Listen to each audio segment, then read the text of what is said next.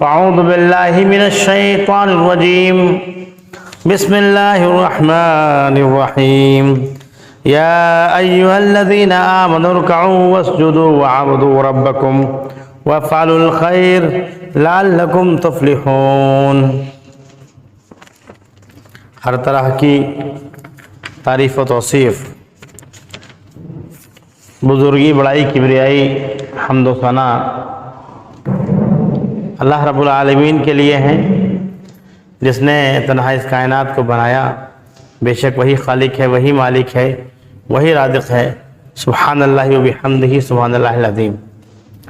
بے شمار درود و سلام نازل ہو ہمارے آخری پیغمبر، شافع محشر، امام الانبیاء، سید المرسلین، تاجدار بطحا محمد رسول اللہ صلی اللہ علیہ وسلم پر، جن کے ذریعہ اللہ رب العالمین نے اس دین اسلام کو مکمل کیا اور ہماری ہدایت و رہنمائی فرمائی۔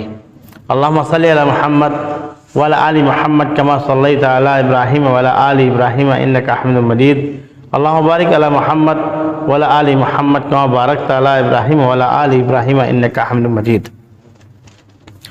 محترم حاضرین جمعہ، بزرگوں، میں نے ابھی آپ کے سامنے خطبہ مسنونہ کے بعد سورۃ الحج کی ایک آیت پڑھی۔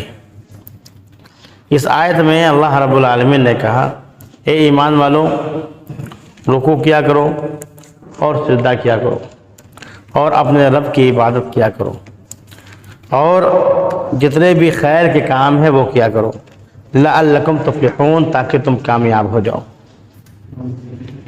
محترم سامعین، ہر انسان دنیا میں کامیاب ہونا چاہتا ہے۔ ہر مسلمان، ہر مومن کی یہ کوشش رہتی ہے کہ دنیا و آخرت دونوں میں کامیاب ہو جائے۔ اب جب اللہ رب العالمین کامیابی کی آیات بتاتا ہے تو ہم غور نہیں کرتے۔ ہم پڑھتے تو ہیں، سمجھتے نہیں ہیں اس کو۔ جب سمجھیں گے نہیں تو غور و فکر کیسے کریں گے؟ پہلا مقصد اس آیت میں اللہ رب العالمین نے ہمیں جو بتایا ہے وہ یہ ہے کہ عبادت کرنا، اور عبادت میں سب سے پہلے صلاۃ یعنی نماز پڑھنا۔ اے ایمان والو، رکوع کیا کرو اور سجدہ کیا کرو۔ رکوع اور سجدے سے مراد یہاں پر علماء نے کہا ہے کہ یہ نماز ہے۔ پوری صلاح کو رکوع اور سجدے سے تشبیہ دی گئی ہے کہ رکوع کرنا اور سجدہ کرنا مطلب نماز پڑھنا۔ پتہ یہ چلا کہ ہماری پیدائش کا مقصد کیا ہے؟ اللہ کی عبادت۔ وما خلقت الجن والانس الا لیعبدون۔ ہم نے انسانوں اور جناتوں کو اپنی عبادت کے لیے پیدا کیا۔ عبادت میں سب سے پہلے بدنی عبادت، جو الحمدللہ ہم مسلمان کرتے ہیں۔ اور یہ ہماری کوتاہی ہے، ہماری غفلت ہے کہ ہم وقت پر نماز کو نہیں پڑھ پاتے۔ 5 وقت ہم یہ احساس کریں کہ ہمارا کوئی خالق ہے، ہم آزاد نہیں ہیں، ہم بندھے ہوئے ہیں۔ اللہ رب العالمین نے یہ مرضی کی زندگی نہیں دی ہے، بلکہ اللہ رب العالمین نے خود قانون ہم پر لاگو کیے ہیں جن کی پابندی ہم کو کرنی ضروری ہے۔ دن و رات ملا کر کے 5 مرتبہ ہم کو اللہ کے سامنے سر بسجود ہونا ہے کہ اس کی عبادت کرنی ہے۔ کیا صرف نماز پڑھنا ہی عبادت ہے؟ اللہ رب العالمین نے سورہ بقرہ کی آیت نمبر 177 میں کہا، تولوا وجوہکم قبل المشرق والمغرب، کہ صرف نیکی یہ نہیں کہ تم مشرق و مغرب کی طرف رخ کر لو۔ مطلب صرف نماز ہی نیکی نہیں ہے، بلکہ نیکی بہت ساری چیزوں کے نام۔ عبادت کا میدان بہت وسیع ہے۔ سب سے پہلی چیز ہمیں یہ جاننی ہے، وَعَبُدُوا رَبَّكُمْ، اپنے رب کی عبادت کرنی۔ ہم پہلے جان لیں کہ ہمارا رب کون ہے۔ جب ہم کو ہمارے رب کی معرفت ہوگی، ہم اللہ رب العالمین کو اس کے ذاتی نام کے ساتھ ساتھ اس کے صفاتی نام سے جب جان لیں گے ہم، تو اللہ کی عبادت میں من لگے گا۔ خالق کو جانتا نہیں ہے مخلوق، انسان اپنے پیدا کرنے والے کو نہیں جانتا ہے، پھر کیسے عبادت کر سکتا ہے اس کی؟ وَعَبُدُوا رَبَّكُمْ، اور تمہارا جو رب ہے اس کی عبادت کرو۔ اپنے رب کی عبادت کرنے کے لیے کیا ہے؟ نماز ہے، روزہ ہے، ابھی قربانی کل گزری ہے، اللہ کے لیے کرتے ہیں، یہ بھی عبادت ہے۔ صدقہ خیرات کرتے ہیں، اس کے علاوہ بھی عبادت۔ اللہ تعالیٰ نے کہا وفعلوا الخیر، اور جتنے بھی خیر کے کام ہیں، جتنے بھی معروف کام ہیں، جتنی بھلائی کے کام ہیں، جتنے بھی خیر خواہی کے کام ہیں، جتنے بھی سماج میں اچھے کام ہیں، سب تم کو کرنے چاہیے۔ لعلکم تفلحون، تاکہ تم کامیاب ہو جاؤ۔ کامیابی دیکھیں کیا ہے؟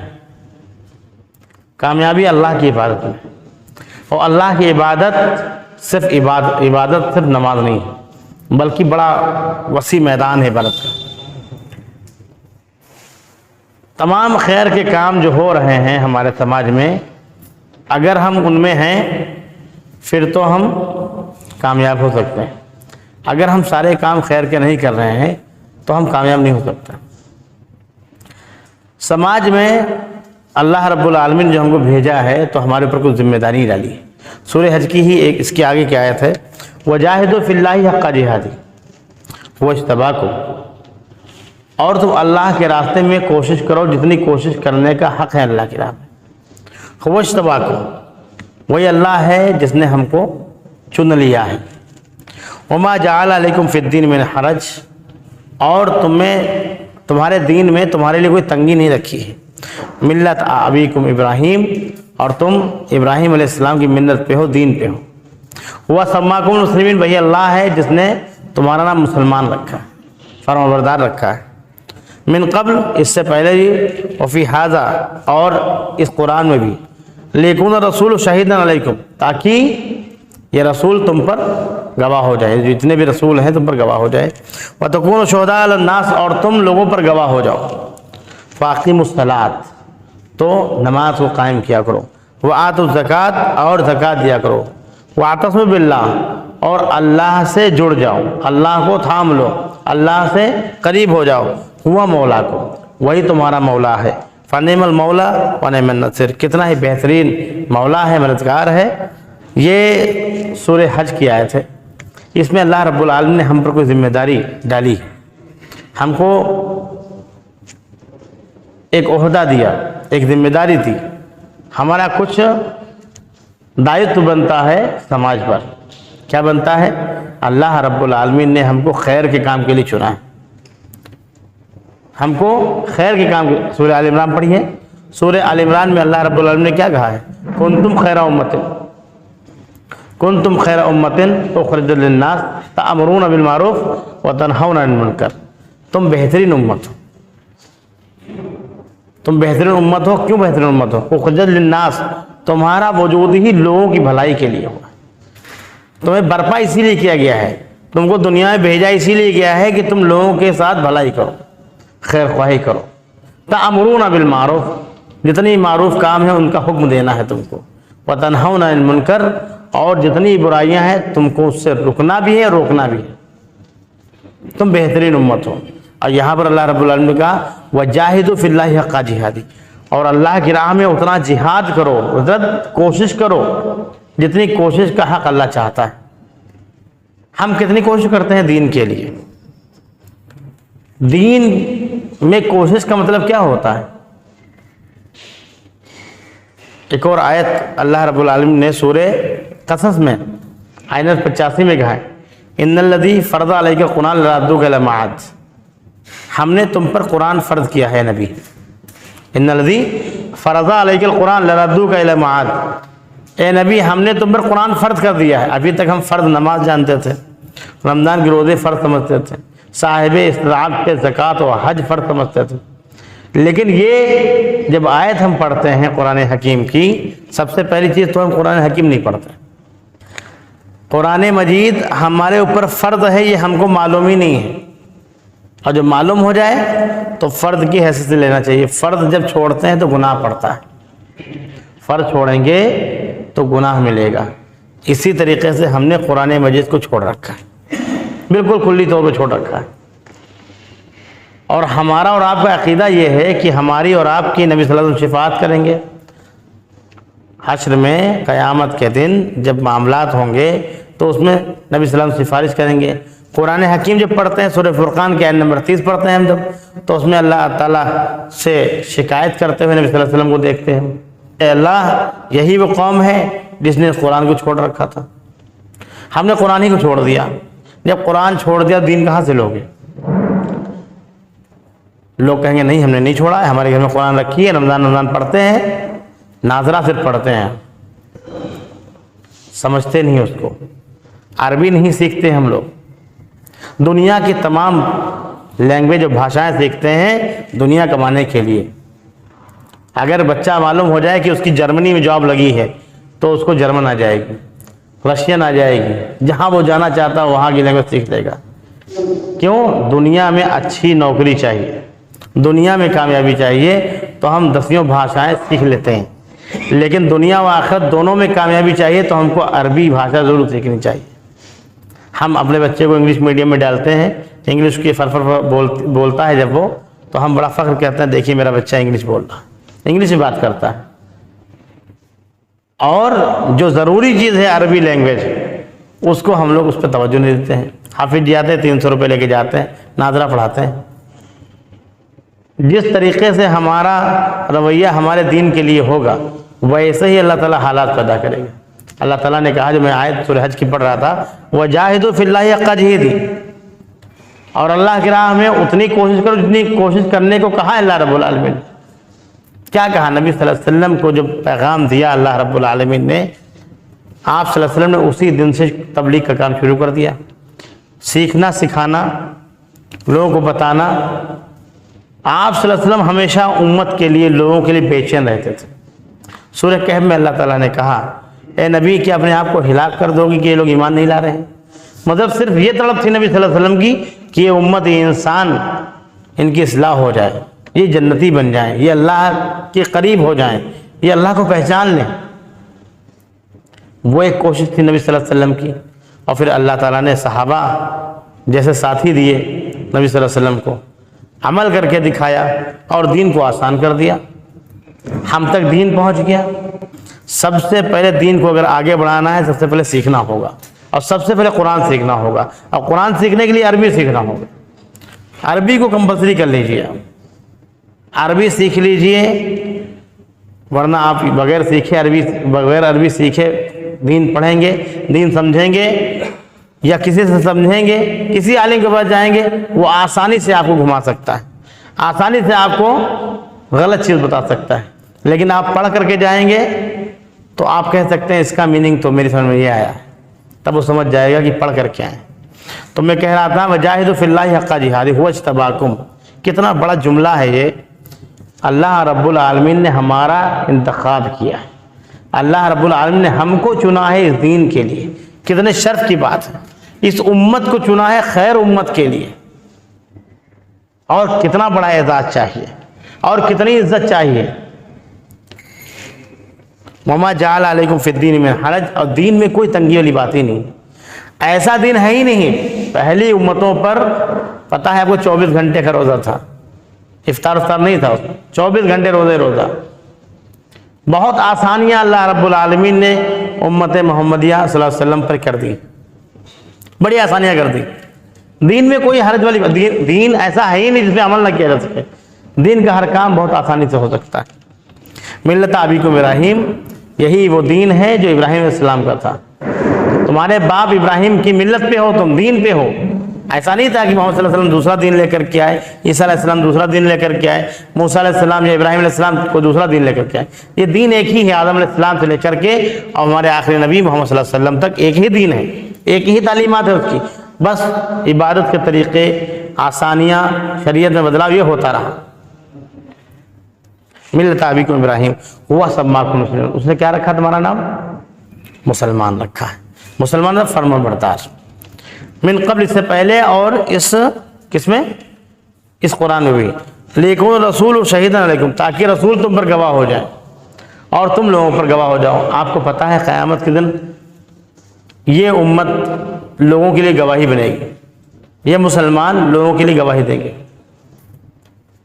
یہاں تک کہ پرانے نبیوں کے مقدمات آئیں گے، لوگ آئیں گے جو آج بھی عیسیٰ علیہ السلام کو فالو نہیں کرتے ہیں پوری طریقے سے، اور عیسائی ہیں. موسیٰ علیہ السلام کو نہیں مانتے ہیں لیکن وہ کیا ہیں؟ یہودی ہیں. کیوں؟ کیونکہ وہ اسلام لے کر کے آئے تھے. اپنی مرضی کا دین کر دیا تھا. تو یہ امت ہم اور آپ گواہی دیں گے. گواہی کون دیتا ہے؟ گواہی دیتا ہے جو سچا ہوتا ہے, جس کے پاس پروف ہوتا ہے. ہمیں اور آپ کو جو قرآن مجید دی گئی ہے یہ بہت بڑی کتاب ہے. اس کتاب میں تمام قوموں کی تصدیق ہے کہ آدم علیہ السلام آئے, نوح علیہ السلام آئے, ابراہیم علیہ السلام آئے, لوط علیہ السلام آئے, کیسے عذاب آیا, کیسے بستیاں تباہ ہوئیں, کس طریقے سے تبلیغ کی, کتنی کوششیں کی, کیا تعلیمات تھی, سب کچھ اس میں درج ہے. یہ کتاب تمام کتابوں کی تصدیق کرتی ہے, اس لیے یہ امت تمام امتوں پر گواہی دے گی. لوگوں پر ہم گواہ بنیں گے. نبی صلی اللہ علیہ وسلم کہیں گے ان سے پوچھ لو, موسیٰ علیہ السلام کہیں گے امت محمدیہ سے پوچھ لو, ان کو معلوم ہے کہ میں کیا لے کر کے آیا. کیا لے کر کے آیا؟ دین لے کر کے, اسلام لے کر کے آیا. قرآن مجید ہر کتاب کی تصدیق کرتی ہے, جتنی بھی آسمانی کتابیں نازل ہوئی ہر نبی کی تصدیق کرتی ہیں. ہم ہیں جو گواہی دیں گے. کتنا بڑا اعزاز چاہیے آپ کو. کنتو خیر امت, یہ اعزاز ہے. وہ اجتباکم, یہ اعزاز ہے. علیکم, تو آپ جو ہے گواہ بنیں گے, یہ اعزاز ہے. یہ اعزاز, یہ عہدے, یہ منصب اللہ تعالیٰ نے ایسے ہی نہیں دے دیا ہمیں آپ کو. یہ ہمیں کچھ کام کرنے پڑیں گے خیر کے, بھلائی کے. وہ بھی عبادت جو پہلے آیت پڑھی تھی کہ اے ایمان والو رکوع کیا کرو, سجدہ کیا کرو, اور اپنے رب کی عبادت کیا کرو. رکوع سجدہ بھی عبادت ہے, اور وفعل الخیر, خیر کے تمام کام کیا کرو. اب سماج میں جو برائیاں ہیں, ہم کیا کرتے ہیں؟ ہم کس لیے آئے تھے, ہم کیا کر رہے ہیں؟ نبی صلی اللہ علیہ وسلم جب آئے تو اندھیرا تھا, لوگ گمراہ تھے, لوگ بھٹکے ہوئے تھے, لوگوں کو دین کے بارے میں کچھ نہیں معلوم تھا. لوگ اللہ کی عبادت تو کرتے تھے لیکن شرک کرتے تھے. کس طریقے سے عبادت کی جاتی ہے معلوم نہیں تھا. نبی صلی اللہ علیہ وسلم آئے, وحی کا سلسلہ شروع ہوا, اور نبی صلی اللہ علیہ وسلم نے اپنی ذمہ داری نبھائی اور لوگوں کو دین بتایا. لوگوں کو نبی صلی اللہ علیہ وسلم نے اللہ کی معرفت کرائی, اللہ کا راستہ دکھایا, سیدھا راستہ دکھایا, سیدھے راستہ پر چل کر کے دکھایا. صحابہ نے اس پر عمل کیا. اللہ کے نبی صلی اللہ علیہ وسلم نے اپنی ذمہ داری نبھائی. نبی صلی اللہ علیہ وسلم کی ایک حدیث ہے, ہم کیا کرتے ہیں؟ ہم اپنی ذمہ داری نہیں نبھاتے, ہم الزام لگاتے ہیں. ہم قرآن کی تعلیمات نہیں پڑھتے, قرآن کو نہیں پڑھتے, حدیث کو نہیں پڑھتے, جہاں درست ہوتا وہاں نہیں جاتے. مسلمان کے نام پر ہم نے کوئی کام نہیں کیا. ہم کیا کرتے ہیں؟ نبی صلی اللہ علیہ وسلم کی سنتوں کی خلاف ورزی کرتے ہیں. نبی صلی اللہ علیہ وسلم کی حدیث سنیے. نبی صلی اللہ علیہ وسلم نے کہا لا تباغضوا ولا تحاسدوا ولا تدابروا وكونوا عباد اللہ اخوانا. اے مسلمانوں, ایک دوسرے سے بغض نہ کیا کرو. یہ کس کی بات ہے؟ یہ ہمارے آخر رسول محسن انسانیت محمد رسول اللہ صلی اللہ علیہ وسلم کی بات ہے. نبی صلی اللہ علیہ وسلم نے نصیحت کی امت کو کہ ایک دوسرے کے بغض نہ رکھا کرو. جو میں بولتا جاؤں گا آپ لوگ اپنے اپنے دل پہ ہاتھ رکھ کر کے سوچئے گا نبی صلی اللہ علیہ وسلم نے کیا کہا ہے اور ہم کیا کر رہے ہیں. لا تباغضوا, ایک دوسرے سے بغض نہ رکھا کرو. ولا تحاسدوا, اور ایک دوسرے سے حسد نہ کیا کرو. ولا تدابروا, اور ایک دوسرے کی ٹوہ میں نہ لگو, کسی کے پیچھے نہ پڑا کرو. کہاں آ رہا ہے, کیا کر رہا ہے, کہاں سے اتنا لا رہا ہے. وَكُونُوا عِبَادَ اللَّهِ اخوانا, اور ہو جاؤ اللہ کے بندے بھائی بھائی, اللہ کے بندوں بھائی بھائی ہو جاؤ. ہمارے اتحاد میں ہم کو متحد ہونے میں بہت ساری چیزوں کی رکاوٹ ہے, اور یہ حدیثیں جو ہیں نبی صلی اللہ علیہ وسلم کی بات جو ہے ان پر عمل کر کے ہم متحد ہو سکتے ہیں. لیکن یہ 3 چیزیں بتائی گئی ہیں, اگر ان کو ہم اپناتے نہیں ہیں کبھی متحد نہ ہو سکتے, کبھی اللہ کے بندے بن ہی نہیں سکتے, کبھی بھائی نہیں بن سکتے. نبی صلی اللہ علیہ وسلم مکے سے مدینہ پہنچے اور جو دشمن تھے وہ بھائی بھائی ہو گئے. کہاں مکہ کہاں مدینہ, اور مواخات پیدا کر دی نبی صلی اللہ علیہ وسلم نے. کیوں؟ نبی صلی اللہ علیہ وسلم صرف کہتے نہیں تھے, نبی صلی اللہ علیہ وسلم کر کے دکھاتے تھے. 3 چیزیں بتائیں. ایک دوسرے سے بغض نہ رکھا کرو, کینہ نہ رکھا کرو. کینہ کتنی بڑی بیماری ہے, ایک واقعہ سن کر کے میں انشاءاللہ بات ختم کر لوں گا. نبی صلی اللہ علیہ وسلم مجلس میں بیٹھے ہوئے تھے مسجد میں, ایک صحابی آئے, وضو کیا, نماز پڑھی، نبی صلی اللہ علیہ وسلم مصافحہ کیا اور جانے لگے۔ نبی صلی اللہ علیہ وسلم نے کہا کہ یہ جنتی شخص دیکھنا چاہتے ہو؟ صحابہ نے کہا بالکل دیکھنا چاہتے ہیں۔ کہا یہ جا رہا شخص یہ جنتی ہے، جنتی شخص ہے یہ۔ دوسرے دن بھی ایسا ہی ہوا، نبی صلی اللہ علیہ وسلم بیٹھے ہوئے تھے، صحابہ بیٹھے ہوئے تھے، اور دوسرے دن شخص وہ آیا، وضو کیا، 2 رکعت نماز پڑھی اور مصافحہ کر کے چلے گئے۔ کہا دیکھو یہ جنتی جا رہا ہے۔ تیسرے دن ویسا ہوا۔ جب تیسرے دن ایسا ہوا تو ایک صحابی تھے، وہ اس کے ساتھ لگ لیے۔ کیا کہا کہ اجازت لی کہ ہم آپ کے ساتھ رہنا چاہتے ہیں، ہم آپ کے ساتھ رہنا چاہتے ہیں۔ نبی صلی اللہ علیہ وسلم کے مجلس میں جو صحابی بیٹھے تھے ان کو بشارت نہیں ملی جنت کی، اور وہ صحابی جو آتے ہیں، وضو کرتے ہیں، نماز پڑھتے ہیں، نبی صلی اللہ علیہ وسلم مصافحہ کرتے ہیں، کچھ نہیں سیکھتے سکھاتے ہیں، وہ چلے جاتے ہیں، ان کو بشارت مل رہی ہے۔ صحابی ساتھ میں ہو لیے، اجازت مانگی کیا میں آپ کے ساتھ رہ سکتا ہوں؟ 3 دن ان کے ساتھ رہے۔ کسی بھی شخص کو اس کی شکل سے، اس کے پیسے سے، اس کی غریبی سے مت کبھی جج مت کیجیے گا، کہیں مت پرکھیے گا۔ اگر اس کے بارے میں اچھی بری رائے کرنی ہے، جاننی ہے، تو حدیث رسول پہ عمل کیجیے۔ 3 دن اس کے ساتھ رہیے، 3 دن رہنے کے بعد میں آپ کو اس کے معاملات معلوم ہو جائیں گے، پھر کوئی رائے بنائیے۔ بلا وجہ الزام لگائیں گے تو گناہ ہوگا، بڑا گناہ ہوگا۔ وہ صحابی ساتھ میں لگ لیے، ساتھ میں رہے 3 دن۔ 3 دن رہنے کے بعد جب جدائی کا وقت آیا تو انہوں نے اس صحابی سے کہا کہ میں آپ کے ساتھ 3 دن رہا اور میں نے جو کچھ آپ کرتے ہیں وہی میں کرتا ہوں۔ آپ جتنی نمازیں پڑھتے ہیں میں اتنی نمازیں پڑھتا ہوں، آپ جو کچھ بھی بھلائی کرتے ہیں میں بھی شریک رہتا ہوں، لگ بھگ میرے اور آپ کے اعمال ایک ہی جیسے ہیں۔ پھر نبی صلی اللہ علیہ وسلم نے آپ کو اپنی زبان اقدس سے، اپنی زبان مبارک سے جنتی کہہ دیا ہے۔ وہ کون سا عمل ہے جو آپ چھپ کر کے کرتے ہیں جس کو میں نہیں جانتا ہوں؟ وہ صحابی کہنے کہ میرے اندر ایسی کوئی بات تو ہے نہیں، آپ نے جو کچھ دیکھا ہے وہی میں کرتا ہوں، وہی میرا شیڈول ہے، وہی میرا منصوبہ رہتا ہے پورے دن کا، صبح شام ایسے گزرتی ہے۔ تو کہا کچھ تو ہوگا، یاد کیجئے۔ تو انہوں نے غور کیا اپنے صبح شام کے روٹین پہ، اور پھر کہا ایک کام ہے جو میں رات میں روزانہ کرتا ہوں، وہ تو میں خود سے کرتا ہوں، وہ آپ کو نظر نہیں آتا ہوگا۔ کیا کرتے ہیں؟ کہا رات کو میں جب سوتا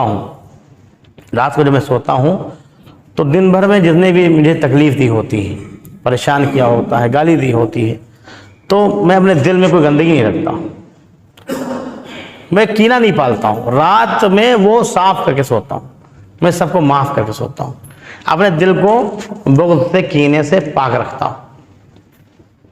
وہ صحابی سمجھ گئے کہ یہی وہ عمل ہے جس کی وجہ سے وہ جنت کی بشارت کو ملی ہے۔ ایک چھوٹا سا عمل ہے کہ دل دکھانے والے بہت ہیں، یہ دنیا ہے ہی تکلیف کی جگہ ہے، یہ آزمائش، یہ ابتلا کی جگہ ہے، یہاں پر پریشان ہونے کے لیے ہم لوگ آئے ہیں، ورنہ ہم لوگ سکون سے جنت میں رہ رہے ہوتے ہیں۔ یہ ابتلا و آزمائش کا مقام ہے، یہاں ہم کو طرح طرح سے اللہ تعالیٰ آزماتا ہے۔ اور پھر جب کسی کی باتیں بری لگتی ہیں، گھر کے حالات برے لگتے ہیں، کوئی اور مسئلہ جب آتا ہے، دل میں کینہ پال لیتے ہیں لوگ شخص کے تئیں، ایک دوسرے سے کے لیے نفرت پیدا ہو جاتی۔ تو وہ رات میں وہ کہتے ہیں میں اپنے دل کو کلین کر دیتا ہوں، بالکل معاف کر کے سوتا ہوں۔ یہ ایک چیز تھی جس کی وجہ سے نبی صلی اللہ علیہ وسلم نے بشارت دی۔